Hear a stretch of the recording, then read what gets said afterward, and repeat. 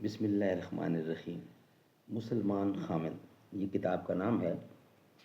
Writer ہیں اس کے حضرت مولانا ادریس صاحب انصاری،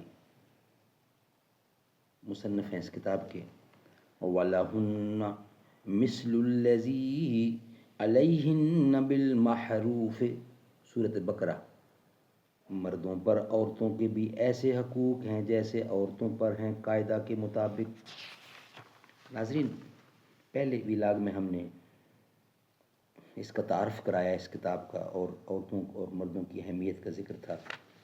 دوسرے ویلاگ میں بہترین عورتوں کا ذکر ہے کہ کون ہیں بہترین عورتیں، اور تیسرا ویلاگ آپ کے سامنے ہم لا رہے ہیں، آج کا تیسرا ویلاگ، جس کا ہیڈنگ ہے عورت مرد کے لیے امتحان ہے۔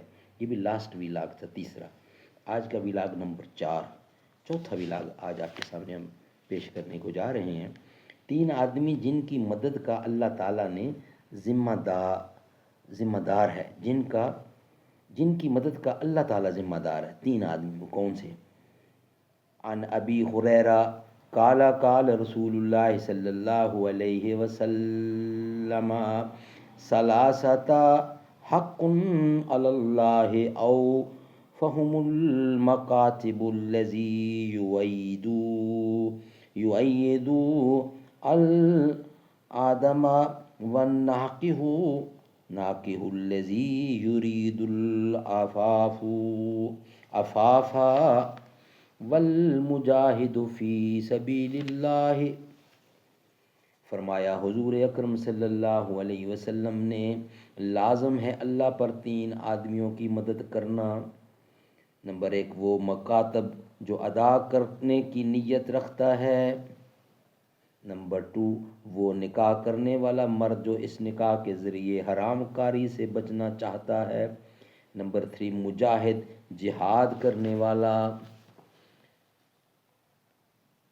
نکاح کرنے والے کی نیت نکاح کرنے میں یہ ہو کہ میں نامحرم عورت پر نظر نہیں کروں گا، اس سے بدکاری نہ کروں گا، بلکہ جائز طریقہ پر صرف اپنی بیوی پر نظر رکھوں گا، اس سے اپنی خواہش پوری کروں گا، تو ایسے شخص کا امدادی اللہ تعالیٰ ہوتا ہے۔ سبحان اللہ، جس کی امداد خدا خود اپنے ذمے لے لے، وہ پھر کس کا محتاج ہو سکتا ہے؟ کسی کا محتاج نہیں ہوگا۔ اللہ تعالیٰ ہمیں حضور کی اس حدیث پر پورا عمل کرنے کی توفیق عطا فرمائے۔ اس کے بعد نیکسٹ ہیڈنگ ہے لڑکی کے لیے رشتے کا معیار۔ وہ انشاءاللہ ہم آپ کے سامنے نیکسٹ ویلاگ میں رکھیں گے۔ آج کا ویلاگ یہ ناظرین روزانہ کی بنیاد پر ہم مسلمان خاوند کے لیے ایک ویلاگ آپ کے سامنے رکھیں گے، اور یہ اس کی ایک بات قرآن اور حدیث سے واضح طور پر جو ثابت ہے وہ آپ کے سامنے رکھیں گے۔ اور اس کے بعد ہمارا نیکسٹ ویلاگ جب یہ ختم ہوگا تو نیک بیوی اور مسلمان بیوی، اس کے کیا حقوق ہوتے ہیں، لیکن یہ ہمارا سبجیکٹ صرف چل رہا ہے مسلمان خاوند کا۔ اللہ تعالیٰ ہمیں نیک بننے کی توفیق عطا فرمائے، آمین ثم آمین، بجا خاتم النبیین صلی اللہ علیہ وآلہ وسلم۔